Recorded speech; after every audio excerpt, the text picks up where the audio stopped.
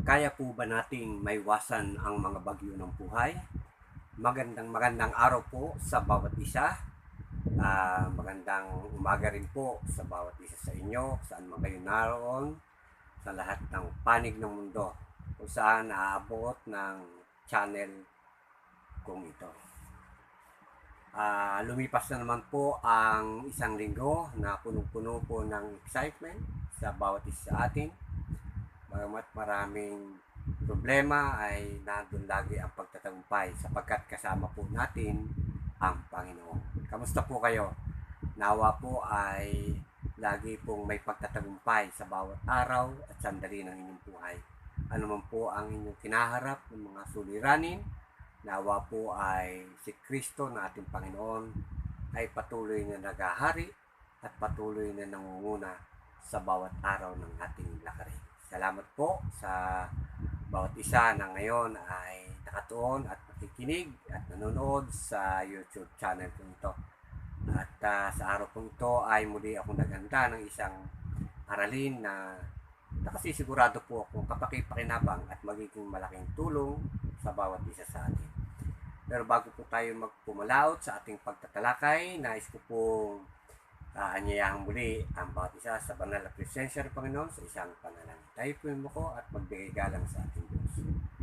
Ama naming banal, marami pong salamat sa umagang ito at dumating na naman ang oras ng aming tagpuan upang sama-samang mag-aral, sumamba sa pamamagitan ng pag-aaral ng iyong salita at patuloy na purihin ka, pasalamatan ka sa lahat ng iyong ginawa. Patawad po sa bawat pagkakasala, pagkakamali sa mga nakalipas na araw at sandali ng aming buhay. Sumayo po luwalhati sa bawat sandali ng aming pag-aaral na ito at matuto kami sa tulong ng iyong Banal na Espiritu. Sumayo po luwalhati sa pangalan ng Jesus. Amen. Tunay nga po na ang bawat panahon ay may kanya-kanyang dalang sorpresa sa bawat isa.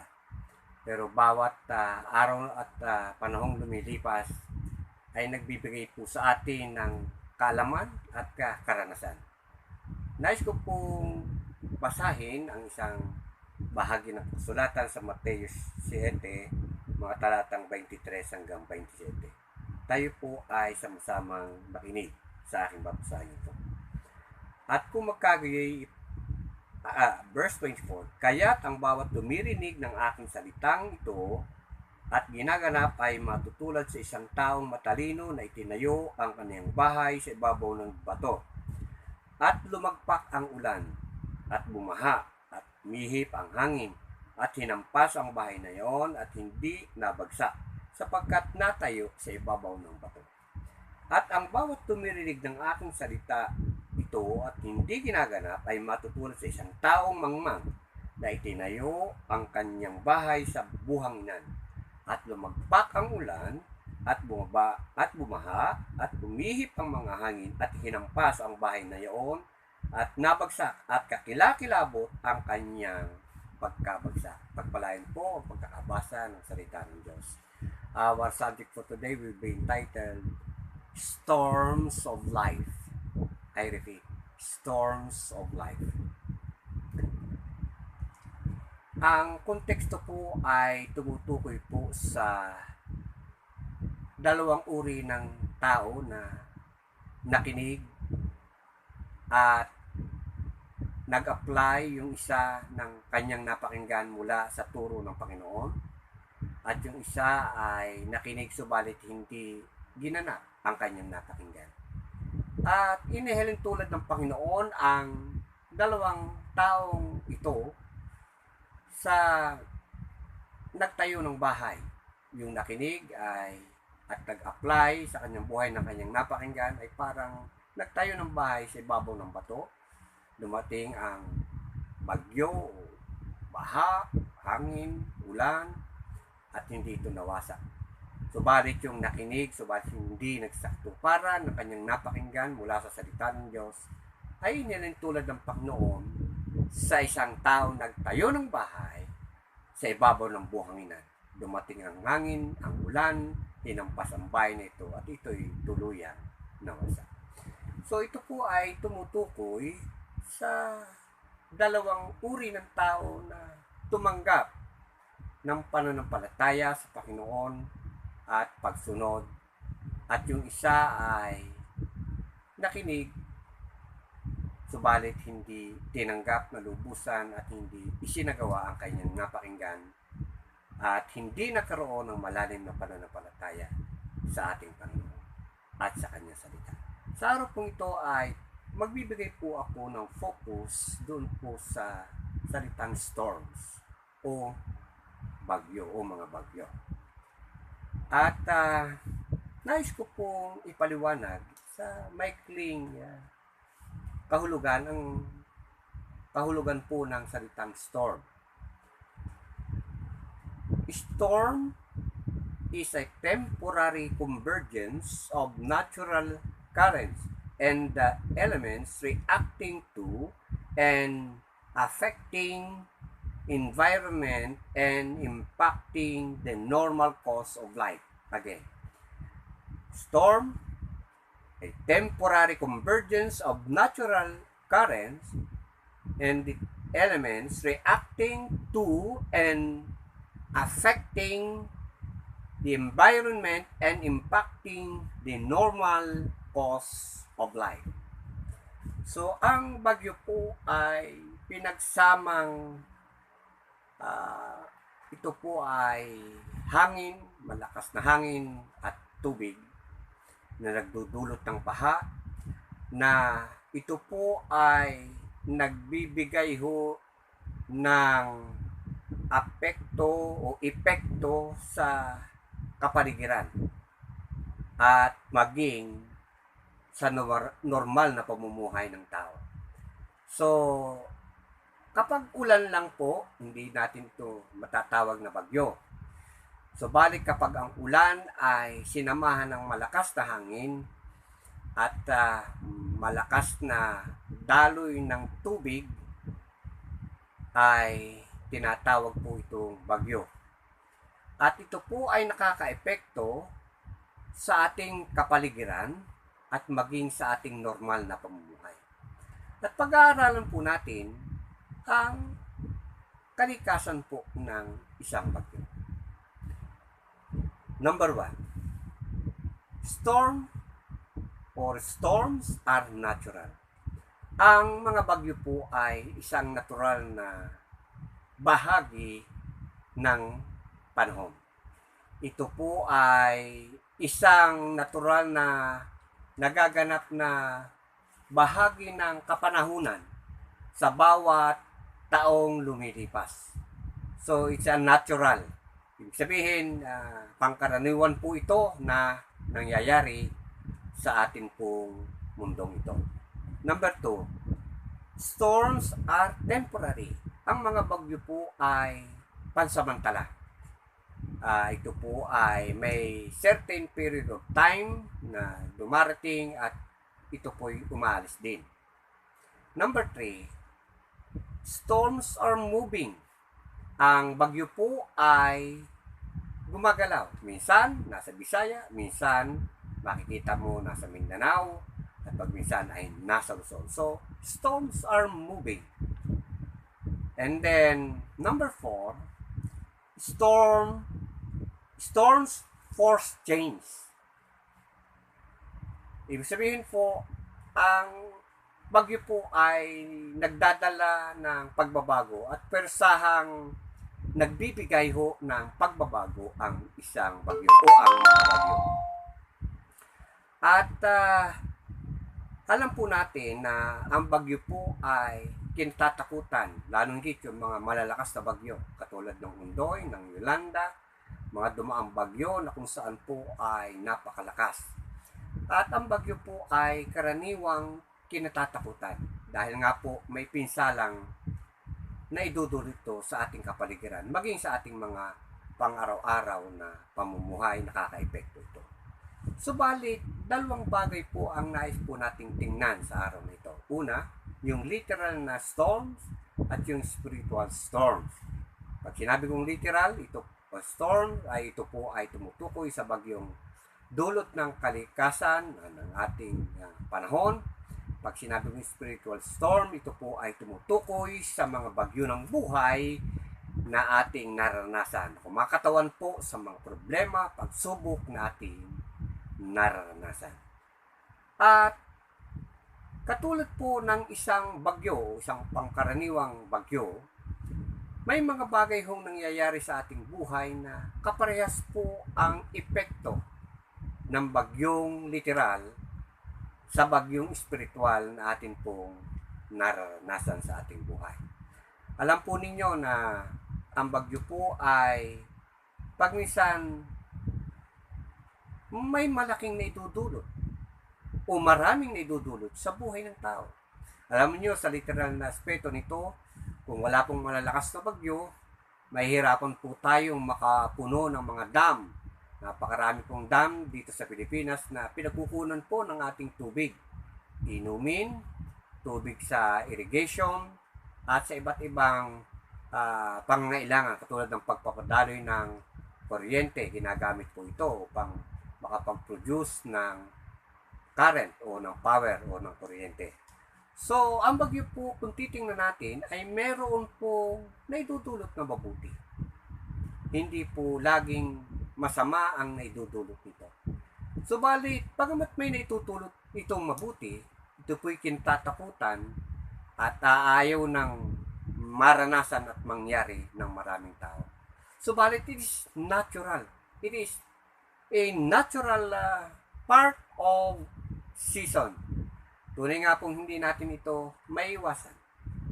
At tingnan ho natin kung ano po ang bahagi nito sa ating spiritual na buhay at maging sa ating pang-araw-araw na buhay. Storm is natural in life. Ang bagyo po ay natural po o pangkaraniwan lamang po sa ating mga buhay. Ito po ay dumarating sa bawat isa sa atin, both literal and sa spiritual side.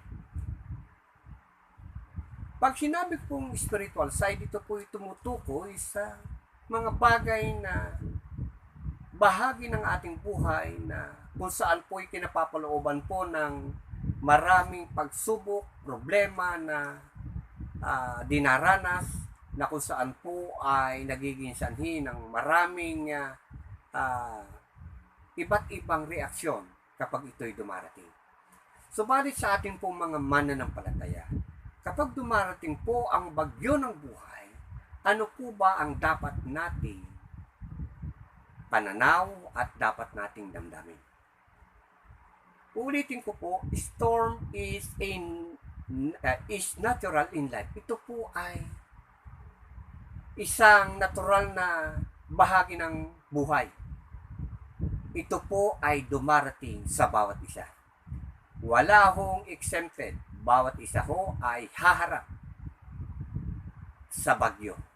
Whether sa bagyong dulot ng kalikasan o sa bagyo ng buhay. Number 2, storms must be expected. Dahil po ito ay natural sa buhay ng tao, bahagi ng panahon at bahagi din ng takbo ng buhay ng tao, kinakailangan po natin itong asahan na. Storms must be expected. Dapat po ang bawat isa sa atin ay inaasahan na may mga bagyong darating sa ating buhay. At dahil alam po natin na may mga darating na bagyo at pag minsan po'y super typhoon, may ka nga ho ay higit ho sa normal na bagyo ang dumarating sa ating bansa. Na kung saan po ay sa huling panahon ito ay malimit po na malalakas higit sa dati ang bagyong dumarating. At dahil po ang bagyo ay inaasahan at dapat asahan natin, kaya po ang bawat isa ay dapat naghahanda. Alam mo ninyo, ang isang buhay na dinadalaw ng maraming bagyo, dapat po ang buhay na ito ay laging nakahanda. Marami pong pagkakataon na ang mga tao ay hindi naghahanda. Ang iba ay nakalilimot at ang iba naman po ay talagang pinababayaan. At sabi nga ng iba ay come what may, maala na kung ano man ang mangyari. Subalit sa ating pong mga mananampalataya, sa buhay literal at sa buhay spiritual, kinakailangan po na tayo ho ay naghahanda. Alam po natin na ang bagyo ay darating, kaya dapat tayo ay naghahanda. Halimbawa, kung tayo po ay magtatayo ng isang bahay, alam po nating darating ang malalakas na bagyo, kaya dapat ang ating pong gagamiting mga materyales ay matitibay. Yun pong nararapat na materyales na ipiniprescribe ng ating pong mga engineering department ng ating pong mga munisipyo na kung saan pong sila ang gumagawa ng permit para makapagtayo ng bahay ang isang tao. So, dahil alam po nating paparating ang mga bagyong malalakas, dapat tayo'y handa. Gayon din po sa ating spiritual na buhay. Alam po natin na maraming hamon na dumarating sa ating buhay. Katulad po ngayon, marami ho ang mga tao na hindi na po nakadadalo sa mga gawain dahil po sa pandemic na nararanasan. Marami po ang natanggalan ng trabaho at nagkaroon po ito ng emotional effect sa bawat isa. Marami po ang nagugutom ngayon at maraming problema, hindi makapag-aral o hindi makapag-enroll. So ito po ay mga pagsubok at paglaon ay nagiging bagyo ng buhay ng isang tao. At kung ito ay dumarating sa atin, ano ang dapat nating ginagawa? Tayo ba ay nakahanda? Alam mo ninyo, yamang alam natin ng isang bagyo ay natural sa buhay ng tao, ito ay dapat na pinaghahandaan. Kaibigan, naghahanda ka ba? Papalakas at papalakas po ang bagyong paparating sa huling panahon ito. Nawa, ikaw ay naghahanda. At ang pinakamainam na paghahanda ay alamin ang salita ng Diyos, sapagkat dito sa salita ng Diyos nandito ang instruction ng tamang paghahanda kung paano makaharap sa malalakas na bagyo ng buhay na ito. Sabi nga ho dito sa ating teksto, ang nakikinig at nagsasapamuhay ng salita ng Diyos ay parang nagtayo ng bahay na ang pundasyon ay inilagay sa bato. Ibig sabihin, tunay na ginagawa ng tao ang tama sa paghahanda sa pagharap sa bagyo. Inilalagay ang mga dapat gawin sa tamang kalagyan. Number 3, storms comes to everyone. Ibig sabihin, sa bawat isa po ay dumarating ang bagyo. Sa iyo, sa akin, at sa bawat kilala nating tao, sa ating kapwa-tao, dumarating ang mga bagyo. At dahil alam po natin na sa individual na kapasidad ay dumarating ang bagyo ng buhay, dapat po pinatatatag natin ang ating pong buhay spiritual. Sapagkat kapag malakas po at matatag ang ating buhay spiritual, ang mga problema at hamon ng buhay ay madali po nating mahaharap. Ngayon pong buwang ito at ng nakalipas na buwan, marami pong mga bagyo ng buhay ang dumating sa aming pamilya. Na andyan namatayan ng biyanan, na ngayon po namang buwang ito ay namatayan ako ng aking senior pastor at naging malaking bahagi sa aking paglilingkod ang kanyang buhay. Ito ho ay mga bagyo ng buhay na dapat na handa ang bawat isa. At alam ko kayo sa inyong kinalalagyan, marami kayong problema na maituturing na isang bagyo ng buhay.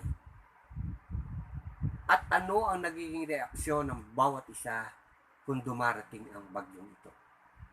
Kamusta kayo mga kaibigan, mga magulang, mga kapatid sa Panginoon? Alam kong marami sa atin ngayon ang binabayo ng malalakas na bagyo ng buhay. Pero ako po ay aasang kayo ay nakatayong matatag sapagkat ang pananampalataya niyo sa Diyos ay matibay dahil ito'y nakatayo sa bato. Number 4, storms impact everyone.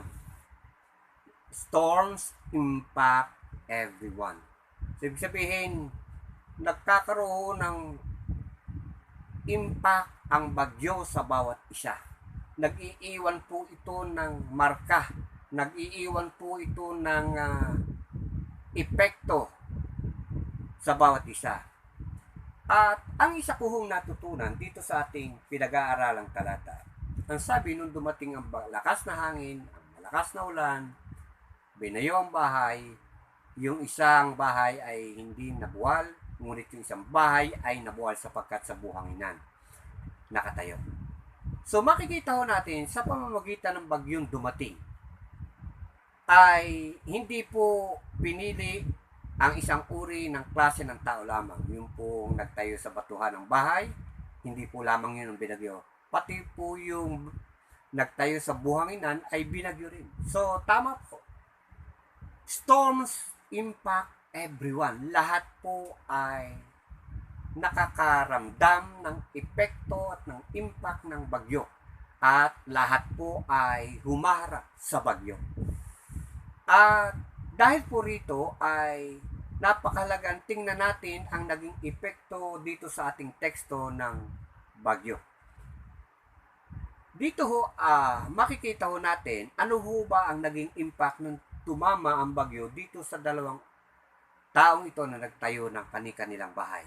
Number 1, it exposed their weakness. It exposed their weakness. Nung dumating po yung bagyo, na-expose po ang kanilang kahinaan. Yung pong nagtayo ng sa buhanginan, nawasak yung bahay. So, ang bagyo po ay may dalang mabuti sa atin. Ipinakikita nito at inilalantad nito ang kahinaan ng ating ginawa, marahil ng ating bahay at maging ng ating pananampalataya. Kapag ang ating bahay ay itinayo nating hindi ayon sa building code, madali pong mawasak ng bagyo. At sa ating spiritual na buhay, sa ating pananampalataya, kapag hindi tama ang ating pananampalataya, hindi naaayon sa itinuturo ng ating Panginoong Hesus ang pananampalatayang taglay mo, kapag dumating ang bagyo ng buhay, may expose ang kahinaan nito. Katulad po ng itinayo sa buhanginan, ito po'y nawasak. At sa panahon po ngayon ay dumarating ang maraming bagyo ng buhay, maraming problema at pagsubok ng buhay. At mapapansin po natin na na-expose ang kahinaan ng pananampalataya ng marami. Alam mo nyo, napapansin ko, marami yung mga nakiklaim na sila yung tunay na mga mananampalataya, subalit nang dumating na po ang pandemyang ito, dulot ng COVID-19, ay nakita pong marami ang nakipag-compromise na bago ang stance sa pananampalataya at nag-commit po ng mga compromises na labago sa salita ng Diyos. So na-expose po ang kahinaan ng kanilang pananampalataya.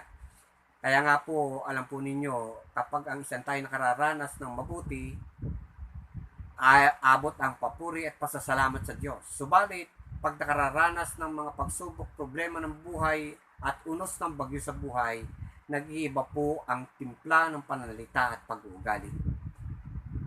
Sapagkat ito po ay nagpapakita na dahil sa mga bagyong ito ay na-expose ang kahinaan.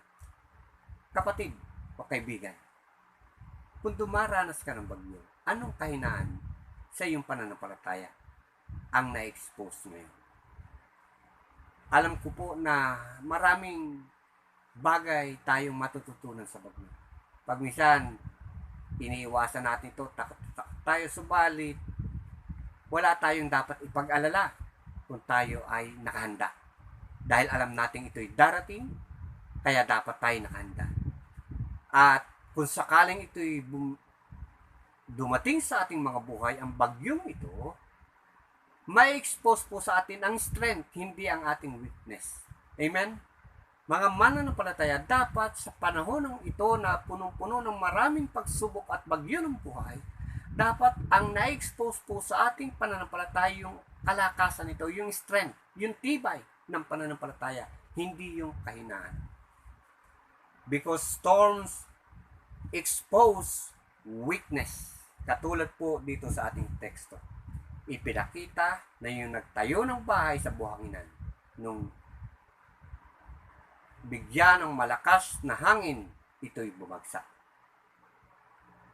Kaya, mga kapatid, siguraduhin na ang ating pananampalataya ay nasa tamang kalagayan.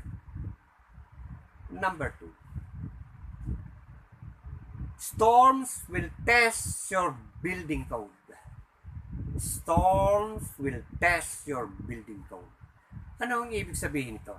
Alam mo ninyo, katulad na banggit ko kanina, pag tayo magtatayo ng bahay, kinakailangan tayong pumunta sa engineering department ng munisipyo ng ating kinabibilangan upang kumuha ng building permit.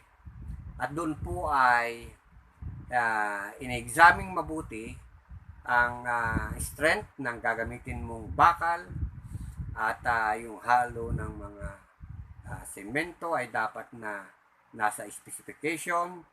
At lahat ng gagamitin mo, depende sa laki o liit ng iyong bahay, ay pinag-aaralan ng engineer ang plano upang masiguradong ito ay matibay. Sapagkat alam ng mga engineer na darating ang malalakas na bagyo. Kinakailangang maging matibay ang bahay at maayon ito sa building code upang kung dumating man ang bagyo, hindi ito mabuwal. Hindi ito mawasak. Gayon din po sa ating pananampalataya. Kinakailangan, ayon po sa building code ng pananampalataya, ang ating pong tinataglay na pananampalataya. Ibig sabihin, ang iyong pananampalataya ay dapat na tamang doktrina,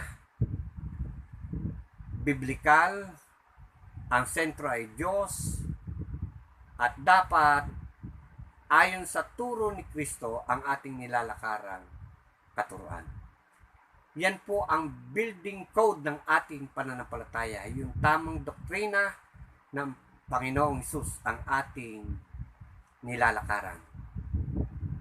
Dapat biblically sound, doctrinally sound ang ating pong kinalalagyang paniniwala. Dapat ito ang ipinupropose ng Bible. Katulad po sa building code, dapat kung ano yung ipiniprescribe at pinupropose ng permit o ng building permit, yun po ang ilalagay po sa pagtatayo ng bahay. And number 3, storm will test your foundation. Sapagkat dito po sa ating teksto, yung pong nagtayo sa batuhan ay hindi po nabuwal nung dumating ang malakas na hangin at ulan. Kung tatawagin natin bagyo o convergence ng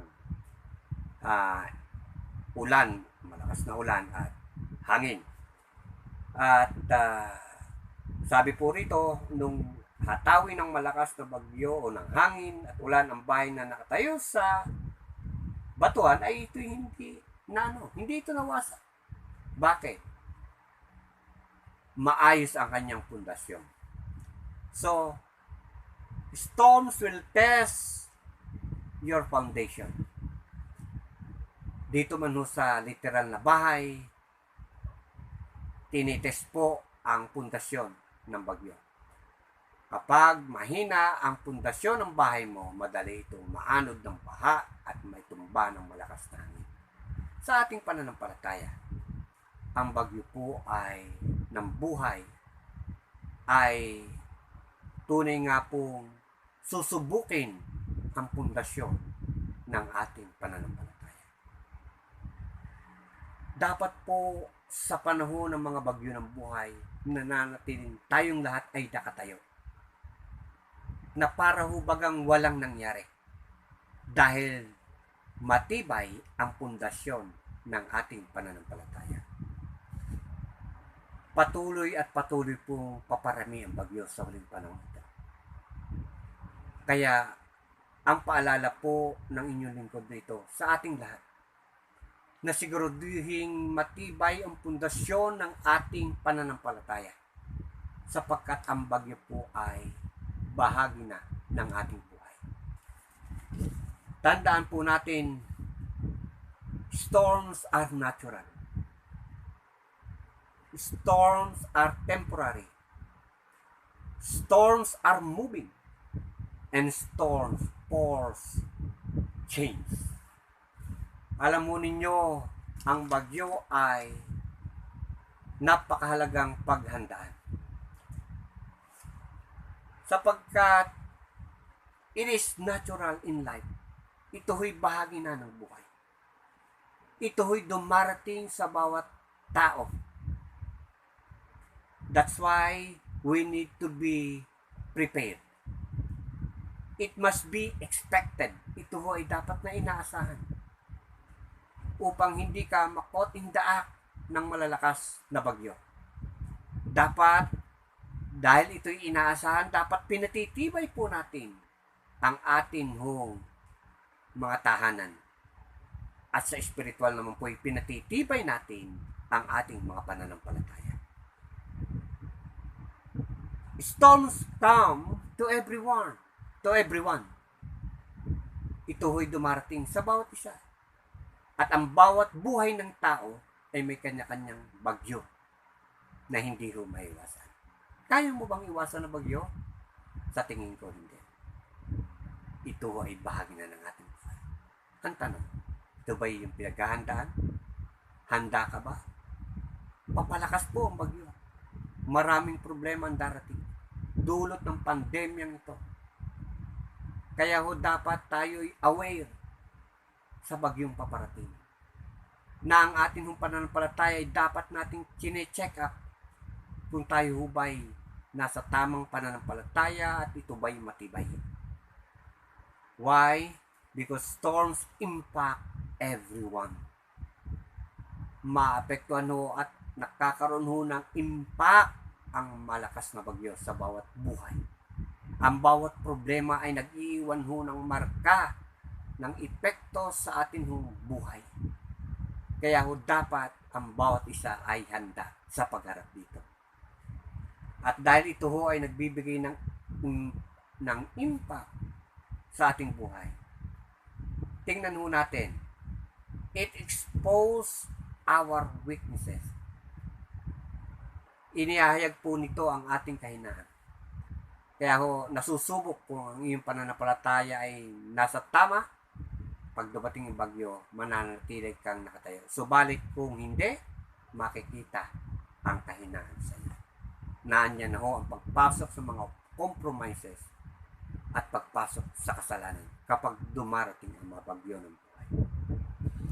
And storm will test your building code.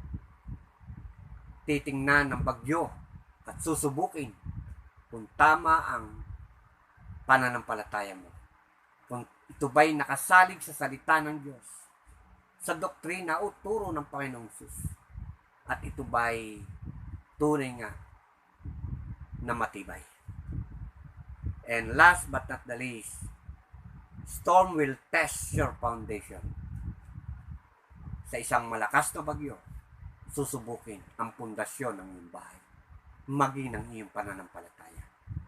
At ang malakas na pananampalataya ay nakatayo sa isang matibay na pundasyon. Si Kristo ang pundasyon ng ating pananampalataya. Mga magulang, mga kapatid, si Kristo po ba ang pundasyon ng inyong pananampalataya? Ang kanya bang mga turo ang iyong sinusunod? Ito po'y bahagi ng building code ng ating pananampalataya.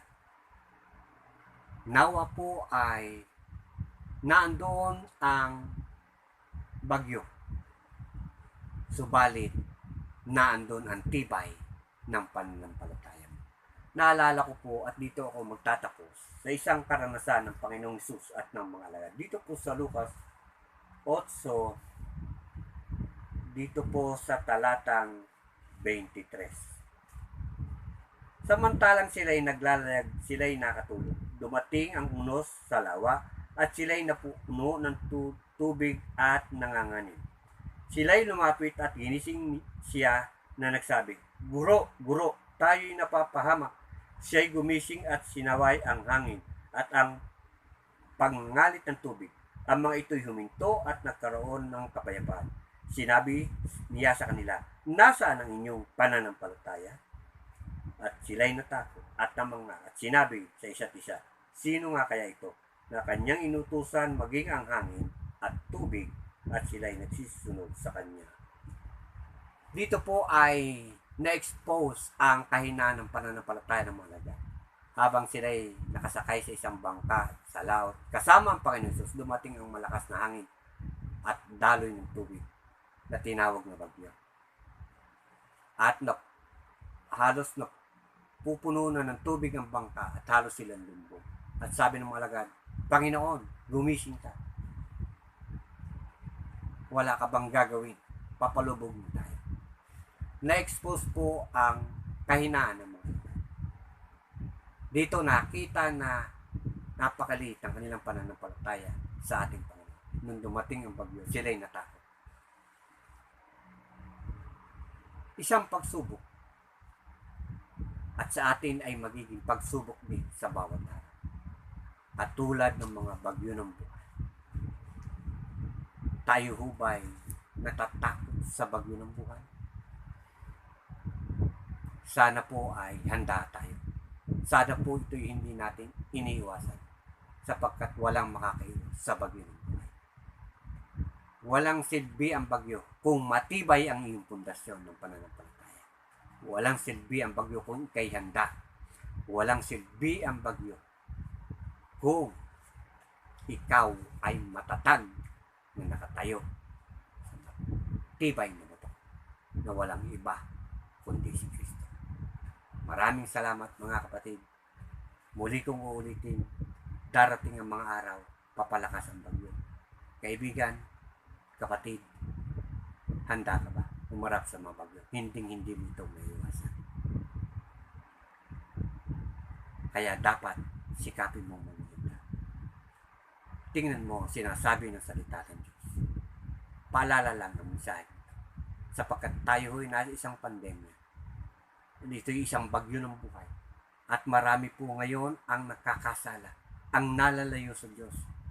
Even mga mananampalataya pumapasok sa mga compromises dahil sa bagyo ng buhay nito, sa crisis nito.